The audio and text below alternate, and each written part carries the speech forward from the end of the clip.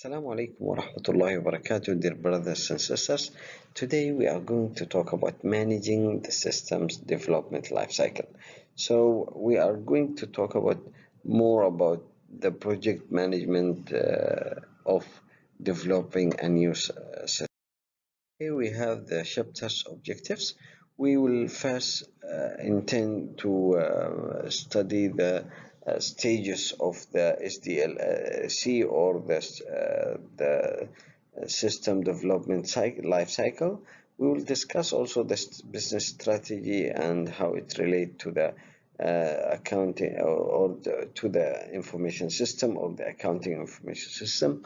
We also will discuss some aspect of the relation between the strategic systems planning and legacy system, and some more about the cost and benefit analysis in issues related to the information system project.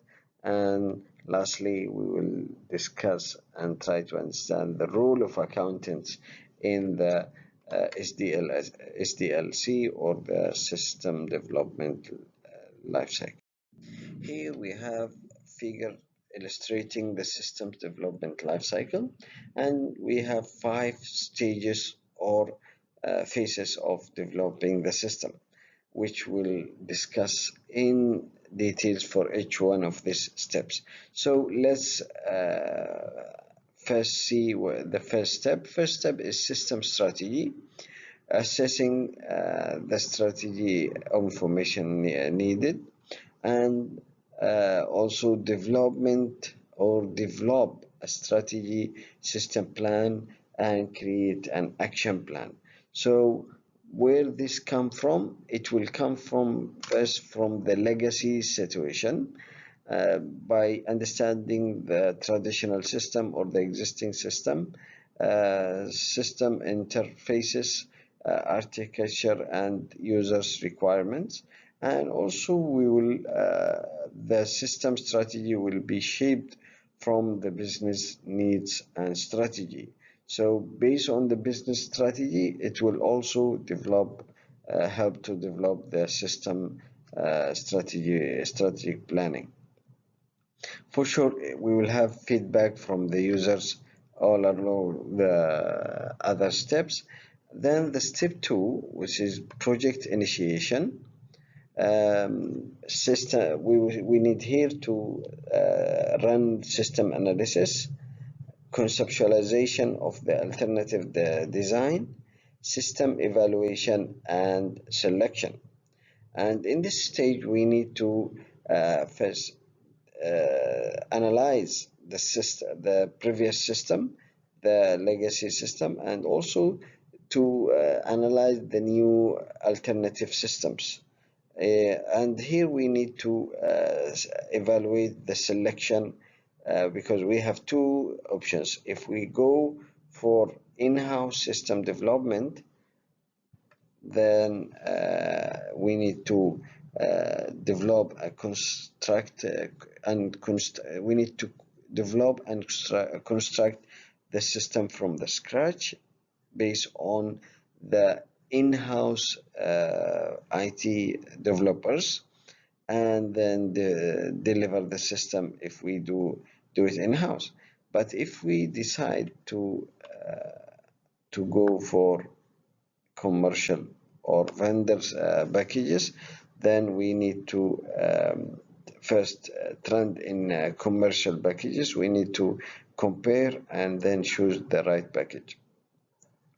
Okay, then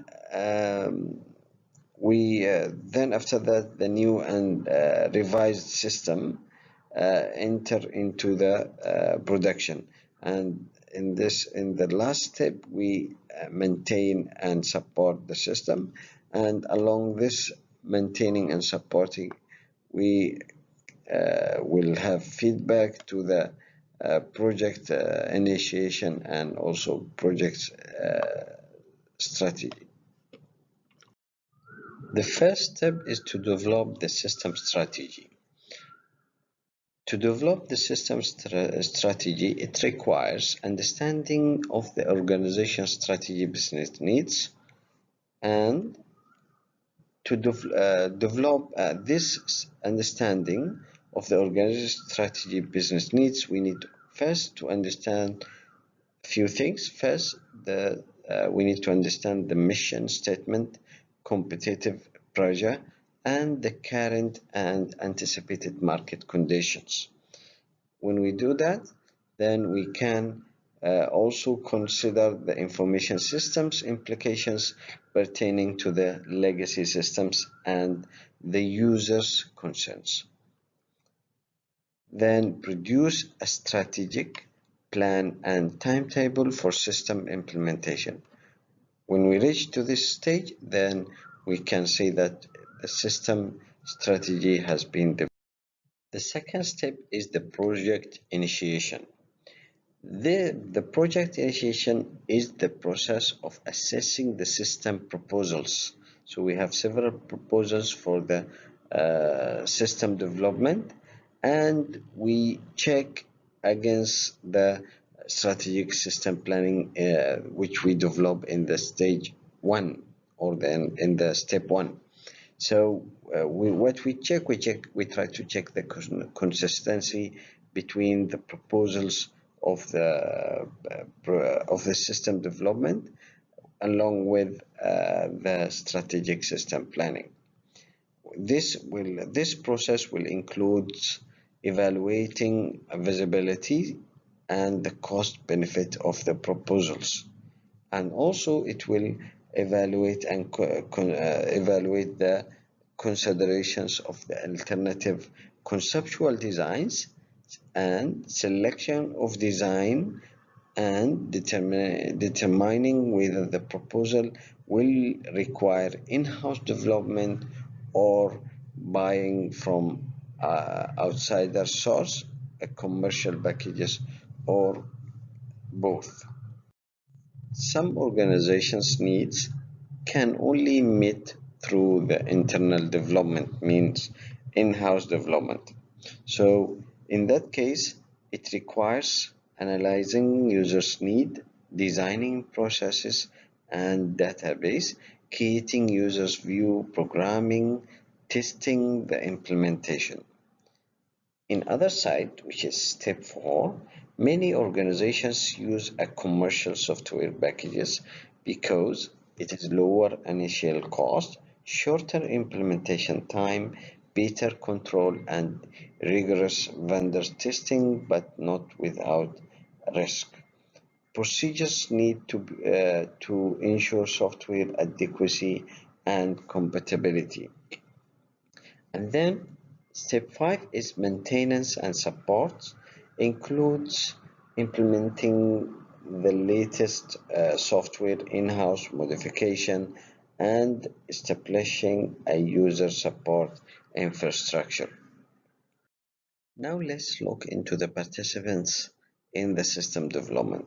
There are 3 types of system participants. First is the system professionals, or the actual builders of the system, including systems analysts, system designers, and system programmers. They intend, or their main objectives or aim task is to gather and analyze facts to formulate a solution to solve problems. And then the second participants is the users, or the end users, and those for whom the system is built for. So and the users either to be the normal staff in different levels of the organizations. So the system professionals will also, part of their task of gathering information to obtain a clear statement of the user's need. So that is, it is critical. This user's need is critical because they are the target and they are the one who will use the system. And last group is the stakeholders of the system. Those who are individuals who have an interest in the system, but they are not end users for that system. Now let's have a look into the system strategies. We already mentioned that system strategy will build based on the organization strategies need and from the system legacy requirement and analysis, and also based on the user's feedback. The objective of system strategy is to link the individual system project to the strategic objectives of the organization. How that can be happen? By forming or establishing steering committee to provide guidance and oversight for the system project. Normally, the steering committee will include CEO, CFO, CIO, senior management from users areas and computer services and internal auditors.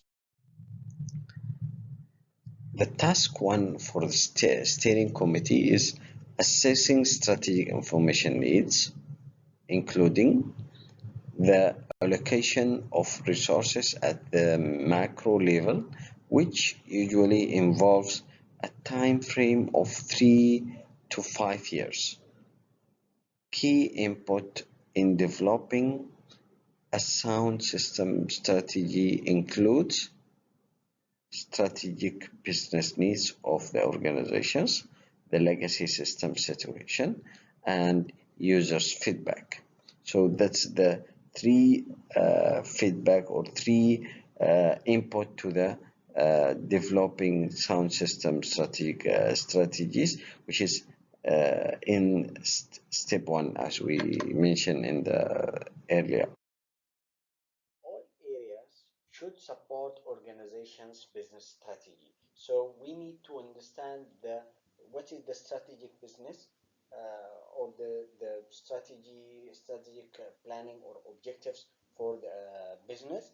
Then we understand what we need to support based on the system strategic planning. So we need to shape the strategic planning, the system strategic planning based on the needs of the strategic business planning.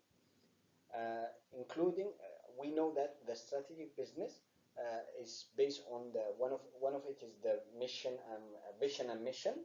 So the it requires that the system developers should understand the top management vision, which has shaped the organizational or the organization's business strategy.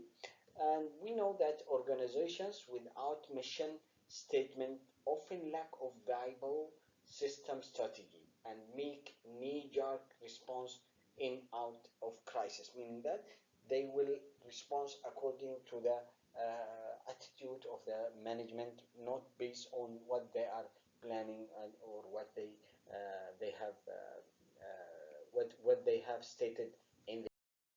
Besides understanding the strategic business needs, we need also to understand the industry and the competency throughout running or conducting analysis for the industry and competency.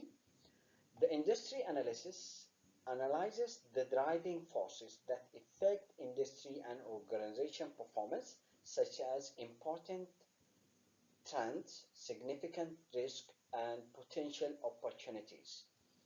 Competency analysis provides a complete picture of the organization's effectiveness as seen via four strategic filters. So we have four filters to check the effectiveness of the organizations through the four strategic filters or area.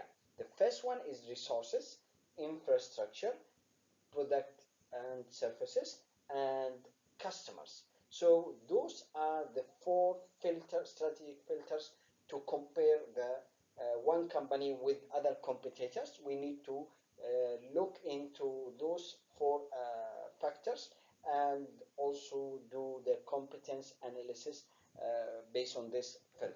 One of the system strategy input is looking into the legacy system.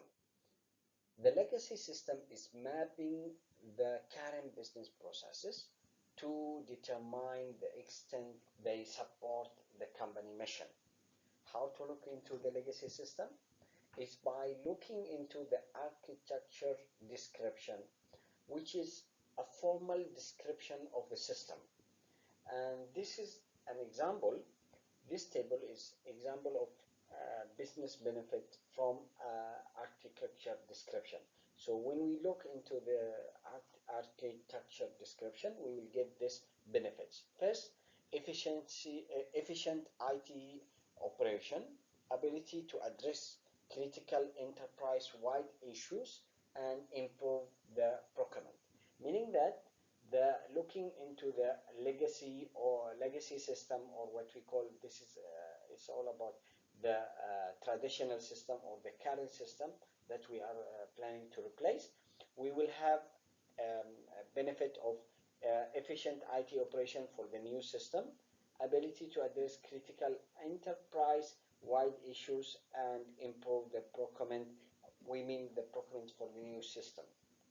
Okay, so let's take some examples. So from the first dimension is it lowers software development, support and maintenance cost, increase the probability of the applications, improve the interoperability and easier system and network management, looking into the addressing critical enterprise-wide issues. It is by looking into the description of the architecture description, we have easier upgrade and exchange of system components, better returns on the existing investment, and reduce the risk on future investment, and so on. Looking into the improvement procurement, buying decision, are simpler because of the information governance or governing the information governing procurement is readily available in a coherent plan. The procurement process is faster, maximizing procurement speed and flexibility without sacrificing the architecture coherence. Why? Because we look into the legacy system architecture description. Now let's look into the third input of the system strategy development process, which is the user's feedback. User's feedback in this point is a substantial perceived problems, not just a minor system modification, because we need to look into deep feedback to understand how the users are perceiving the problems of the legacy system or the current system. How to do that? We need to also recognize the problem accurately or appropriately through we need need for improved information system. We need to recognize the need for improvement in the information system, which is manifested through the various symptoms or issues that may initially seem vague, not clear in the first stage, on early or initial stage, but it is clear, will be clear later on in the progress. And then we need to recognize the different type of management style, because it will help in understanding and recognizing the problem of the legacy system. So if the management style is reactive management, which responds to the problem only when reached a crisis state and can no longer be ignored, meaning that they will not have proactive actions to prevent some crisis. Only when the crisis happen or the issue or the problem happen, then they react to it. So that is one style. We need to understand if the company is following this style of management, reactive management, then we need to understand that this system, the system or the information system that applied in the company is not updated, or is not meeting all of the situations of the problems, only when it happened. The second one, or the second management style, is proactive management. Stays alert to subtle signs of problems, meaning that they having what we call uh, signals. They are looking for signals to the problems, and aggressively looks for ways to improve the organization's system. So in this case, if the management is proactive in their style of management, then the system, the legacy system, will not be a big problem. So we need the improvement will not be severe and significant compared to the reactive management style. Then identifying the problem. In identifying the problem, we need to look into whether the management is keep an open mind and avoid drawing conclusions. Interactive process between the managers and system professionals is necessary to arrive at accurate problem definitions. So what is the this just to conclude this point, because this is one of the very important feedback. If you look into the early slides that we discussed, the figures of the system, we can see that there is two arrows from feedback comes to the initial project and also to the drawing system strategy, because it's very important. So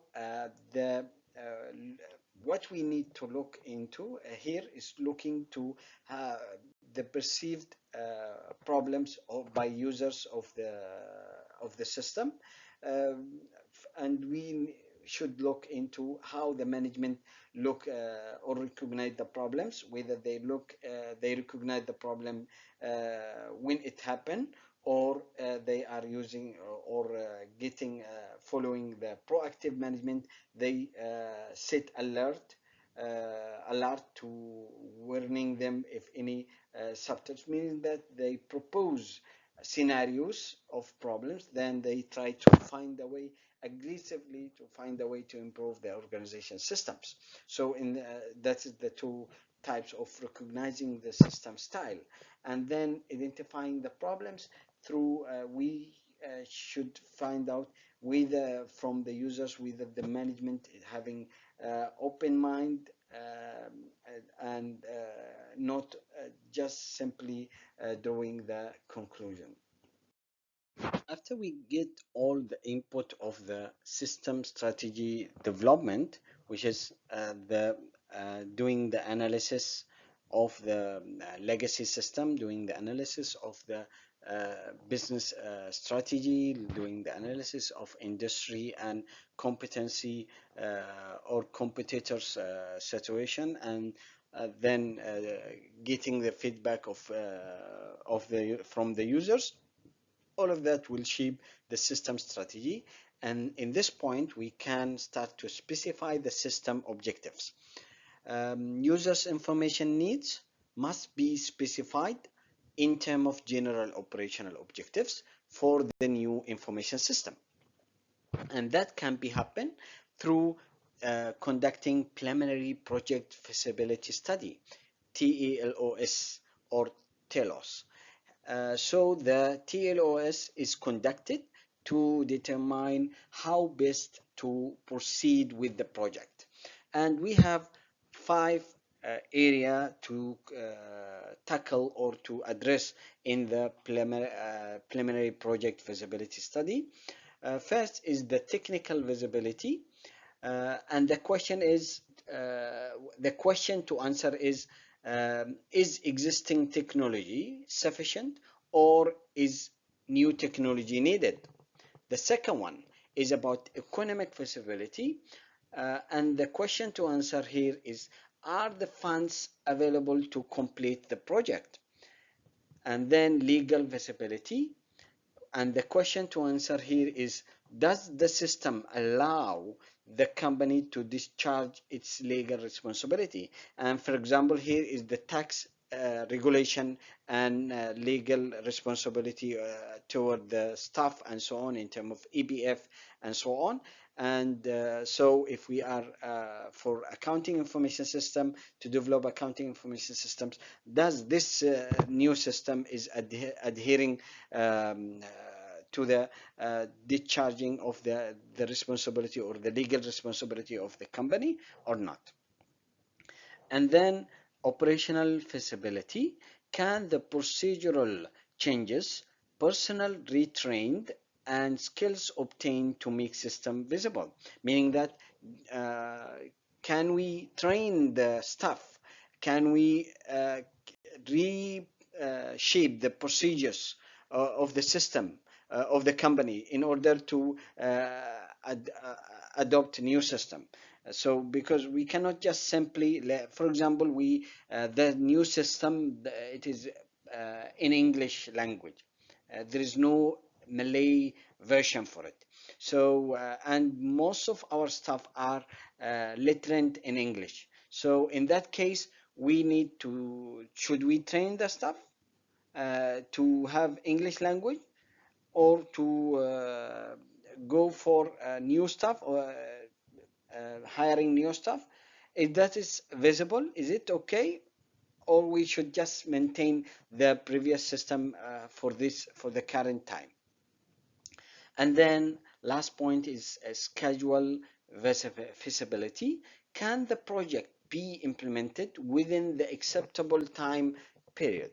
So that's the 5 questions should be addressed by the preliminary project feasibility study in order to ensure or move forward to implementation of the project, or start the initiative of the project.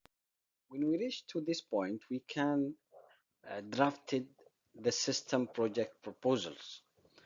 And system project proposal provides management with basis of deciding whether or not to proceed with the project. And the proposal is a summary of the findings and makes a general recommendation. Summary of the findings of the analysis that we run, the visibility study that we conducted for technical, operational, and also for the schedule, as well as for the economic aspects. The the system project proposal outlines linkage between the objectives of the proposed system and the business objectives of the company. Remember, all of what we discussed earlier is about task one, which is assessing the strategic information needs. Now, task 2 is to develop a strategic system plan. Strategic system plan is to evaluate the pros and cons of each proposal by assessing the benefit and cost and strategic impact. Developing proceeds on the proposal with the greatest potential for supporting organizations' business objectives at the lowest cost. And then task 3 is create an action plan. So after we develop, first we need, the first task is to assess the system, is to assess the strategic information needs based on all what we mentioned earlier, looking into the legacy system, looking to the business strategies needs, and looking into the users feedback, and as well as to the industry and competency environment. And then we need to develop a strategic system plan, then create an action plan. An action plan is is a translation of the strategy into an action, an operational action. Okay. Now in this figure, we have an example of system project proposal. If you see here, we have information about request by, the date, and then we have the nature of the system request. So give description about what we request and the reasons for the new system. And then we have some indicators here: resource requirement of the new system, whether it is in terms of personnel. Do we need high personnel requirement? No, it's here in this example it's low. Hardware, we need medium resource. I mean, we need to have, let's say we need to buy some hardware, either laptops, some improvement in the hard disks, and so on. And then for software, we need to have also moderator uh, resources. And then also we have some rate to rate the feasibility factors on the scale of 1 to 10, where 10 is the most feasible. And you see here we have the five components that we mentioned: technical feasibility, economic feasibility, legal feasibility, operational feasibility, and schedule feasibility. And lastly, is about project priorities. Is it high or moderate and low? This is a kind of recommendation of the proposal. Okay, so that will this project proposal uh, or system project proposal will help the management to in deciding whether to proceed or not for the new system. And this figure is giving assessing the management in looking into the priority relationship between priorities, cost, and strategic impact. So you can see here we have the benefit and we have the estimation cost here. So the more we move here, is the more the cost is, and the higher priority in terms of the benefit, medium priority, and lower priority. You can see here, let's say the human resource system, let's say here it's we have it's higher priority but it's less cost. But here personal transport is lower priority and also it's lost cost. But if you look into the IT infrastructure, it is like medium priority and also it's medium cost, estimated cost. When we look into the ARB system or ARB package as a system to adopt in this for the company, it is the cost is high and also the benefit is high. So the company, this one will also help the management to decide into the proposals we have here. We have the IT infrastructure. We have several things that to prioritize and looking into the cost. Let's have a look into the balance scorecard as one of the performance strategic performance tools for the management to control and to ensure to measure and control the performance of the organizations. The balance scorecard is based on measuring and controlling the performance based on four aspects, which is customer perspectives, internal process perspective, financial perspectives, and learning and growth perspectives. The traditional measurement tool is to look into the financial perspectives or to focus more into the financial perspectives is the profitability. But now the balance scorecard is based on giving same weight into each one of these aspects or perspectives: customers, internal process, and financial perspectives, learning and growth perspectives. Learning and growth perspectives is mainly the human resource or the employee in the organizations, giving also measuring the company improvement in terms of the internal process quality and also in terms of machines, in terms of the process of the transactions and so on. Okay, um, this is the four aspect of balanced scorecard in details. So financial perspectives is the traditional measures that should not be over emphasized like it is traditionally, but now under the balanced scorecard it is part of the aspect, one of the aspect only. And then learning and growth is workers need to be in continuous learning model. Internal business process perspectives.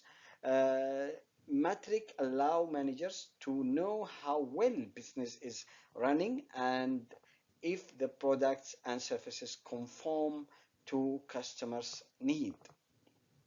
Lastly, customer perspective. Objective here, the objective is to be customer oriented and objective satisfying the satisfaction having satisfaction survey. Okay, so let's have more explanation or more depth look into the balanced scorecard for online banking system as an example.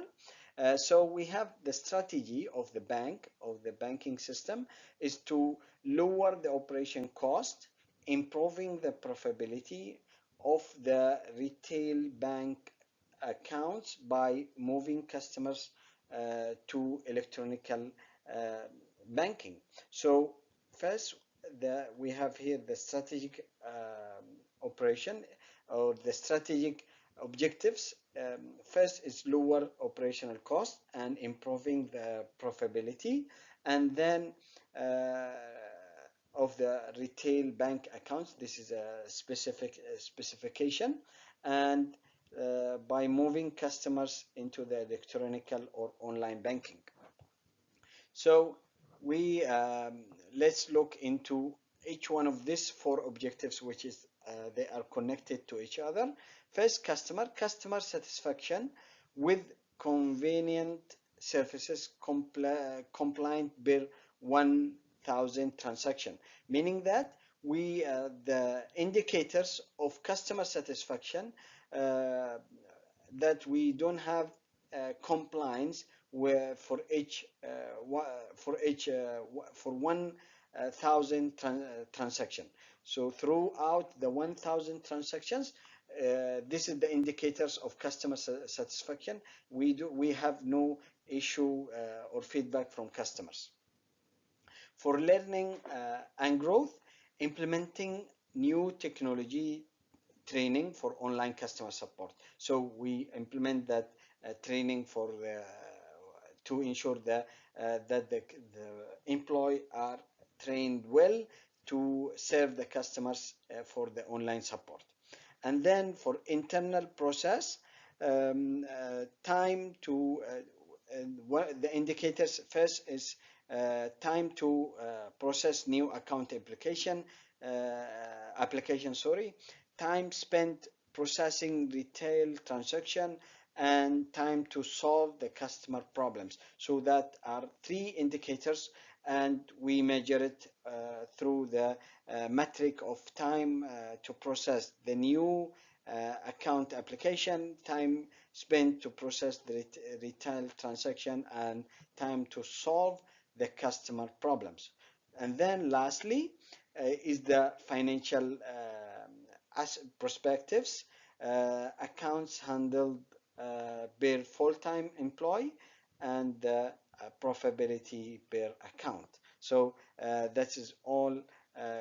That's how the balance scorecard run out through having first general how to say, general aspect for perspectives for the four indicators: financial, learning, customer, and internal.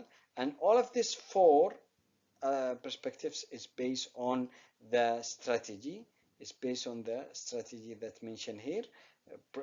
If you see here profitability, it is reflected here. If you see here moving customers to electronic bank, so we have that is reflected in learning, reflected also in the customers, and reflected into the internal process. Okay, so that's how it works, how balance scorecard works. So this is how we will when we have new system, we should understand how to reflect the strategies, the strategy or the business strategy into the the system strategy. To this point, we finished the stage one, which is about the strategic system. Now we will talk about the second stage, which is the project initiation. That's step one in starting the project. It involves obtaining detailed understanding of the user's problem and proposing multiple alternative solutions, each assessed for feasibility and cost-benefit characteristics. Option selected proceeds to the construct phase. Depending upon needs, system will requires in-house development or commercial package or both of them. So that is the options that we have. We will try to create alternative solution based on the visibility and cost benefit characteristics. Also option to select proceeds to the construct phases. So which one to start, how to construct the phases of the project. And then lastly, it's about whether we have in-house development or commercial package buying from outsource or both of them. So that is the options to have based on the understanding and so on, understanding of the problems and proposing multiple alternative solutions. In the stage of business analysis, we should be aware of that the business problem must be fully understood before solution can be formulated. Because if we have defective analysis, will lead to a defective or incomplete solution, which is normal. So if you have, let's say, I give example of study. If you study half of the, you didn't study well, then your solution in the exam will be incomplete. So that's it goes same. So and fully understanding of the problem of the business problem will have will direct will give a good solution into this from the system analysis. System analysis is two-step process. One is survey of the current system. We survey and analyze the legacy system, and the second one is to understand and analyze the user's need for the for improving the current system. System survey is very important and it gives many advantages, but also it gives some disadvantages into the process of the project initiation. So let's look into the advantages of the detailed system survey. First, identify aspects of all system which should be kept and maintained. And throughout understanding the current system is required for the conversion and transforming to the new system, may allow conclusive determination of the cause or of the cause of the reported problems, which may not be in be the information system. So that is the advantage of system survey. We can understand what we should keep, what we should leave out, and also it will help in simplify and ease the transformation and conversion to the new system. The disadvantages of detailed system survey: first is the current physical bit can dog down the analyst with the task of surveying the surveying dinosaur system. In other words, when you when you ask questions to the current users, for sure they will keep they because they worry from changing the system, worry from learning curve and so on. So they normally they will keep admiring the current system. And also the disadvantage of survey is may stifle the new ideas, because they, even though this new idea of new project is good and it will improve the process and the operation of the system, but the survey may kill and stifle these ideas. Now we start to gather the facts. So system facts fill into the following broad classes. So first, after we do the system survey, under the project initiation, we need to gather some facts. So about the system for sure. So the facts, first we gathered information about data sources, including both external and internal sources, and then users. Who's the users of this system, including managers and operational users, and then data stores. So either files, database, accounts, and source documents. All of this data source information should be gathered. And processing tasks are manual or computer operations. So the nature of the processing of the tasks should be gathered also. Data flows, meaning the flow of the data movement, is it of the document and report. So report from the flows of the uh, reports from operational level to the top management, and the comments from and authorization from the management, top management to the bottom. And then accounting and manual controls may be manual or computerized, so we need to know that, we need to gather information about that.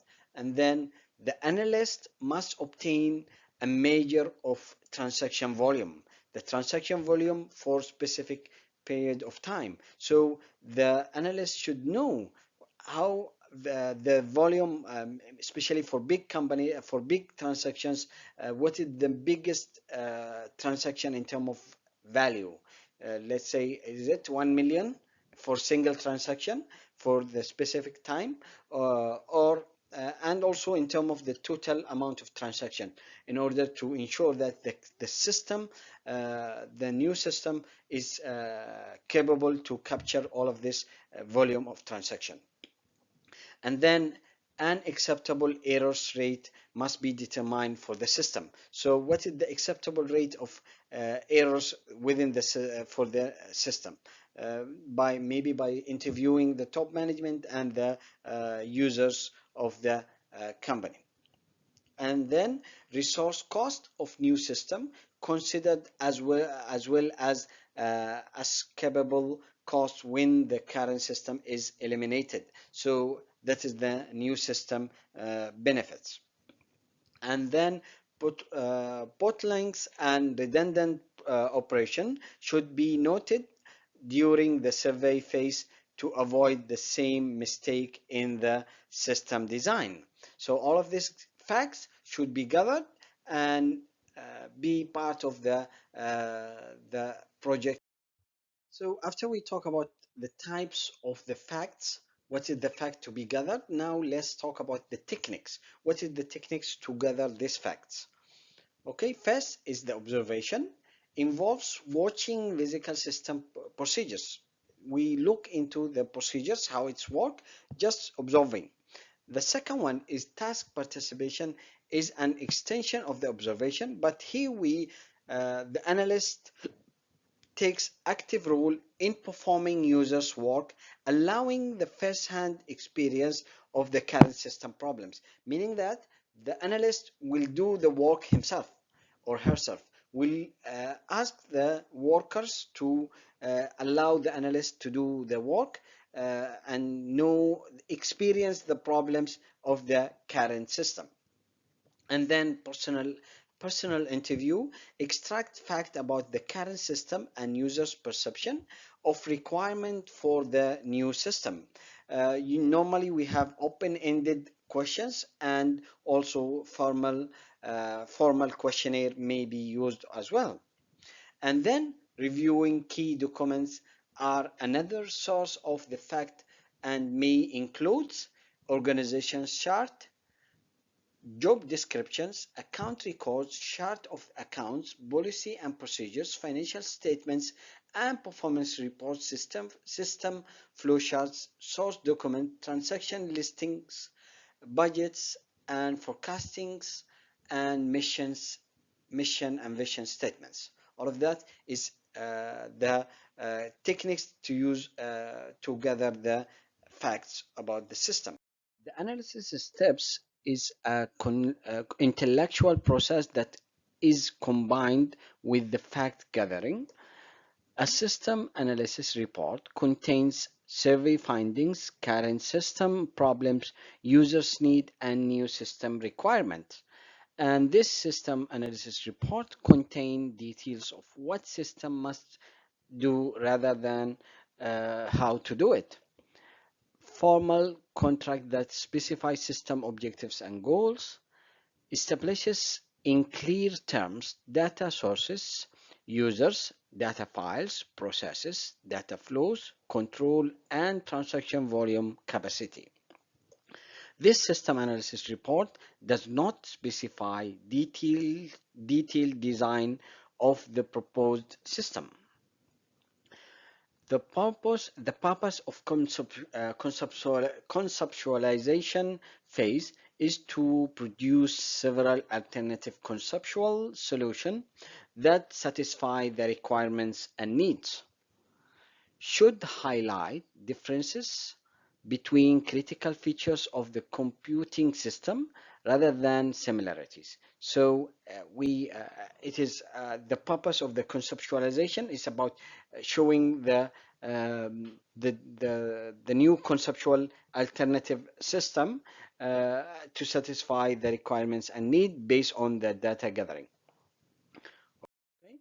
And this is a figure explaining the outline of main topics in a system analysis report. And you can see here we have some indicators or some features here: reasons of system analyst, scope of study, problems identified with current system, statement of requirement of users requirement, resources implication, and recommendations. Here we also have a figure to illustrate the alternative conceptual design for a purchasing system. So you can see here the option A for a batch system, and in the option B we have the EDI system. So we have two systems to run. So either the batch system, which is based on lag of time. So we have, if you notice here, we have inventory control process, we have purchasing process, we have mail room process, and then we have use mail or vendor. Okay, but if you look into the EDI system, we can see here we have only customer to process the system. So customer order will be processed through the production plan, uh, purchasing process, EDI system, and vendors EDI system, and then direct to the vendor order processing system. If you notice here, we have only one entity that create the transaction, whereby here we have the users and we have the vendors. Now we need to start to evaluate the system and selection. So systems evaluation and selection, we need to evaluate the selection and the decision because we have different solution and so on as we mentioned just now. So formal mechanisms for selecting one system, optimizing or optimization process that seeks to identify the best system. Detailed feasibility study re-examines factors that were evaluated on the preliminary basis of for each conceptual design. So in here we start to have more depth feasibility study for the one preliminary basis for the each conceptual design, because we have alternatives. So we decide, let's say we come out with only two conceptuals out of 10. So those two we start to do deep re-examining feasibility study. Okay, this feasibility study will go through the technical feasibility scores are higher for system design that use established technology than more risky options. Legal feasibility focuses on critical controls, security and audit trail issues, and privacy and information laws. Operational feasibility considers the training, motivation, and experience of users. Schedule schedule feasibility assess the likelihood that the system will be completed on schedule. Lastly is the economic feasibility, uh, precisely looks at the cost of each alternative and including the cost benefit analysis. The cost benefit analysis helps to determine if the benefit perceived from the proposed system will outweigh its cost. So it's kind of whether we really this cost is worth it to go on, or we should consider to just maintain the new system or do some improvement, looking into different proposal instead of this very costly or highly costly system. And there are three steps for the cost benefit analysis. First step is identify the cost. Consider both on time and one-time cost and recurring costs. One time is the purchasing of the cost. Let's say if we go for commercial packages, and recurring cost is the maintenance, training, and other installation cost. And then step two is identify the benefits. Consider both tangible and intangible benefits. When measuring the cost savings, only include escapable costs. And step three, compare the cost and benefits. Most common methods are net present value and payback. Net present value methods deduct deduct the present value of the cost from the present value of the benefit over the life of the system. Back Payback method is a variation of the break-even analysis. The break-even point is reached when total cost is equal to total benefits. Actually, those two methods, net present value or NPV, and payback method, both are both are methods to evaluate the decision of investment. So if you happen to study investment uh, and market and investment, then you will get to know about those two methods. Cost benefit analysis and identifying the cost, we should identify, as we said, the two types of cost: one-time and recurring cost. The one-time cost, like hardware acquisition, site preparation, software acquisition, system design, programming and testing, data conversion from old system to the new system, and lastly, training personnel. Whereby recurring cost is hardware maintenance, software maintenance, contracts, insurance, supplies, personnel. All of this is the cost, the recurring cost that it will happen after we buy the system.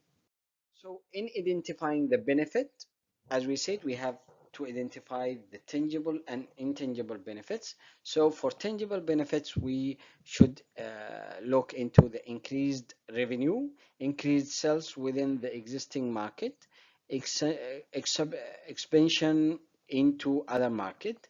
That is also about the revenue. Then cost reduction, labor reduction, operating cost reduction, such as supplies and overhead costs, and reduced inventories cost, less expensive equipment, reduced equipment maintenance, all of this. So either the tangible benefit, either to be in increasing the revenue or in reducing the cost. That is tangible benefits of the system. So this is one side of the benefit.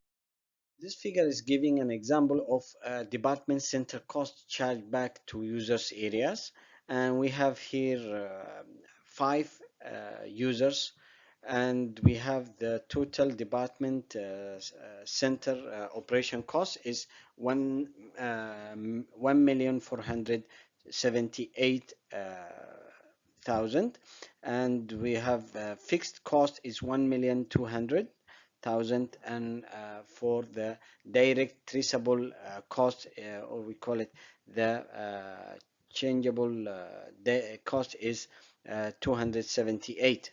So the total charge back to B, to area B or user B, is 400,000, and this 400,000 is for fixed cost is 350,000, and for direct cost is 50,000. So based on this, we can understand, and we can understand the tangible benefits of the system that we will apply, or we are planning to adopt, or the proposed system. After we look just now to the benefit, or the tangible benefit, now let's look to the benefit of the new system, or the proposed system, which is the intangible benefits. So the intangible benefits carry either to be increased of customer satisfaction, employee satisfaction, more current information, improved decision making, faster response to the competitor reactions, more efficient operation, better internal and external communication, improved planning, operational flexibility, improved control environment. Please have in mind that all of this, even though this benefits is intangible, but those benefits, if it is existed and will be achieved and made by the new system or the proposed system, this will be reflected and drive to tangible benefits in terms of revenue, increasing the revenue, and in terms of decreasing or cutting of the cost. Okay, this is an example of net present value and payback data. So we have here two designs. We have two systems. The first one is design A and design B. So the project completion time is 1 year. So both of them since they are carrying the same design or the same completion time, so we will not this one will not be a comparing point. Then expected useful life of the system is also same, so this criteria will not be uh, indicators. One-time cost is for the design A is 300, and for design B is 140,000. Recurring cost incurred at beginning of the year 1 through the 5 years, which is 45 for design 1 and 55 for design 2 per year, meaning that uh, we need this one, so we need to multiply this base for 3 years, because this one is a cost that we need to pay every year for the system. So then we have annual tangible benefits, um, by increasing at the end of year 1 through the 5 years. So for design 1 is 170 increase of the revenue, and for design B only 135. So how to have to compare, we will see just now in after a while, uh, by using net present value and payback data. So when using net present value, the intangible benefits and the design visibility score must also be considered. This figure is explaining how to use net present value method and compare the cost benefit analysis between the two, design A and B. So for design A, where, and here is design B. For design A, we can see that we have the 5 years, and the here we have the inflow or the outflow, sorry, and here the inflow or the tangible benefits. So we have here the first, for the fixed assets or the fixed payment or cost is 300,000, and then along the current cost for each year is 45. For design B, we have the cost of 140,000, sorry, for as fixed cost, and then we have 55,000 for each year as a maintenance and recurring cost. And then the inflow here is 135, and the inflow of the design A is 175. So let's count. It's kind of lump sum, or calculate plus all of this amount. So the total present value cost or flow out is 479,672. So this is the what we call the outflow, the total outflow for design A. And then we have the present value N, or the tangible benefit is 600 to 628,482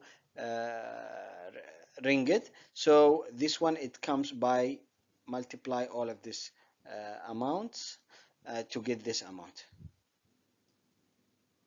Okay, and then the net present value is to by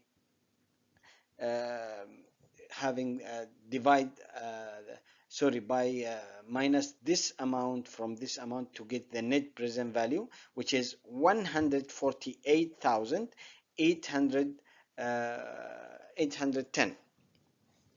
Come to the design B. Design B, we have this amount. We calculated from here, and then we have the inflow, the present value come from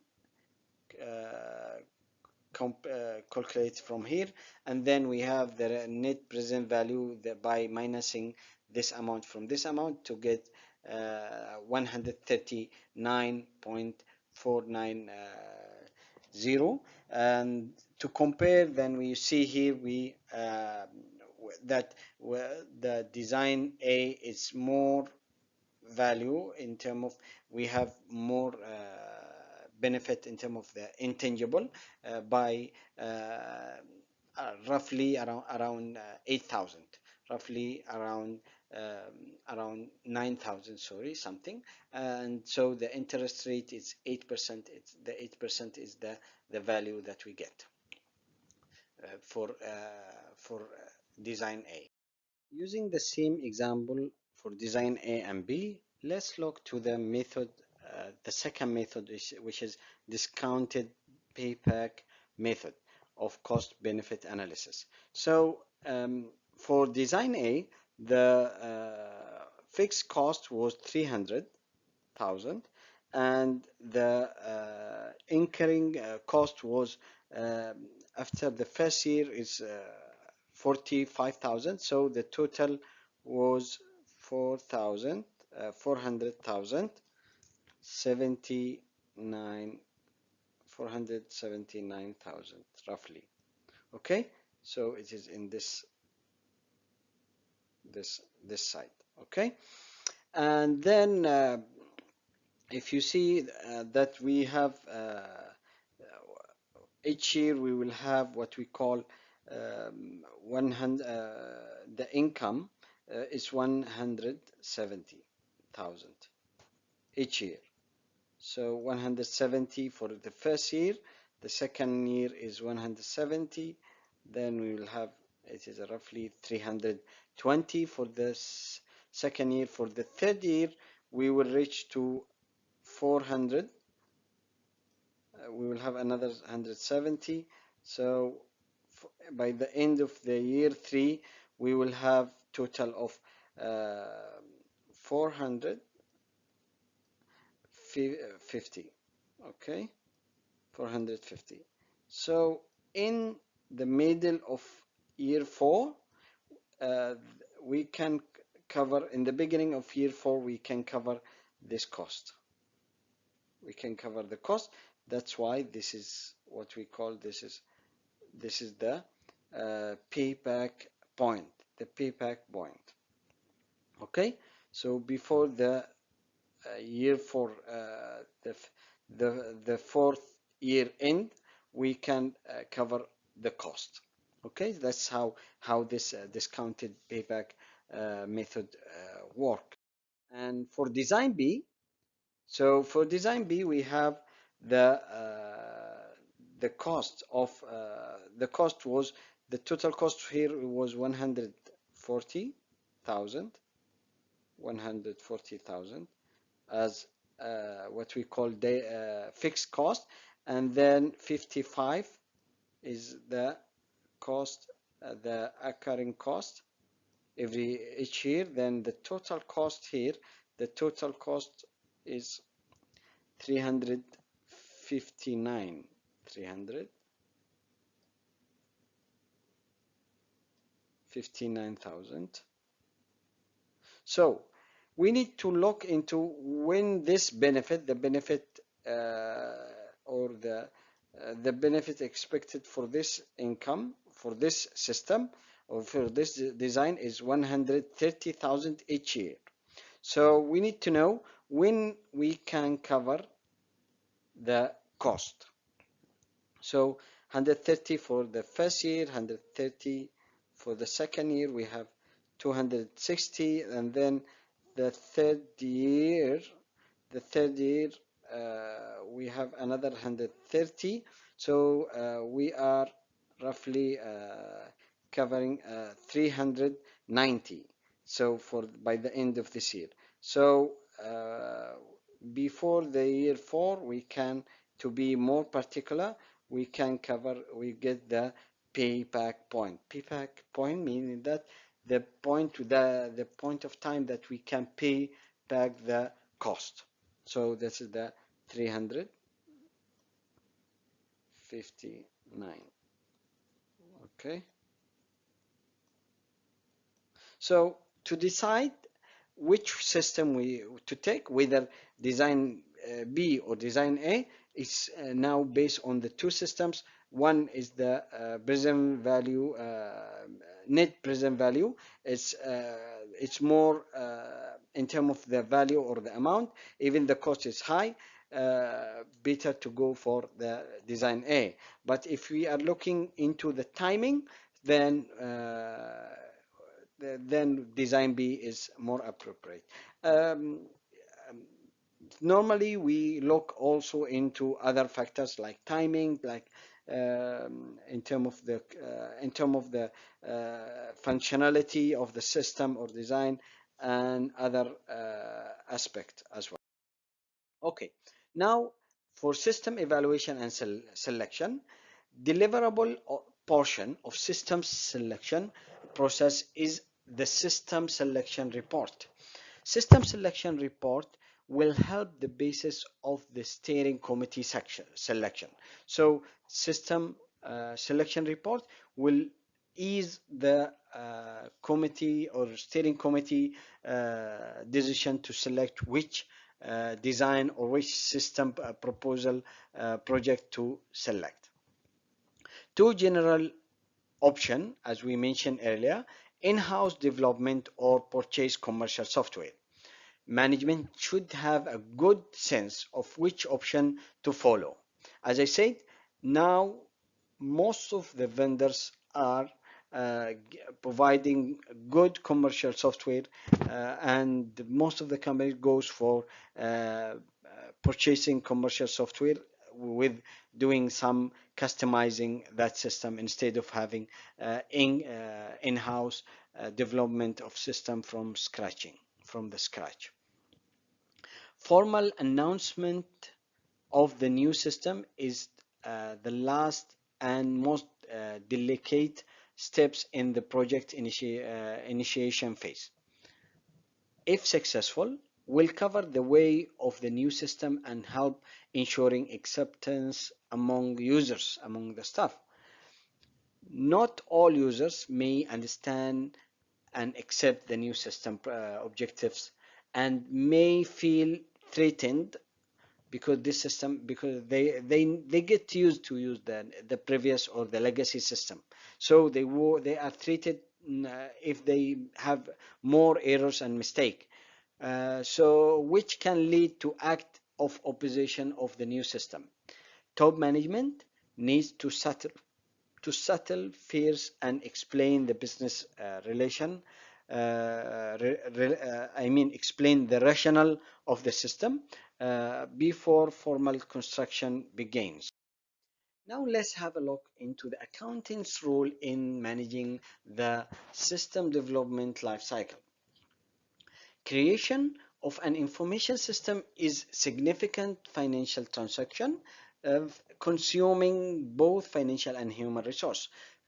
Accountants concerned with the integrity of the process, quality of accounting information systems, and their output rest directly on the SDLC activity that produce them.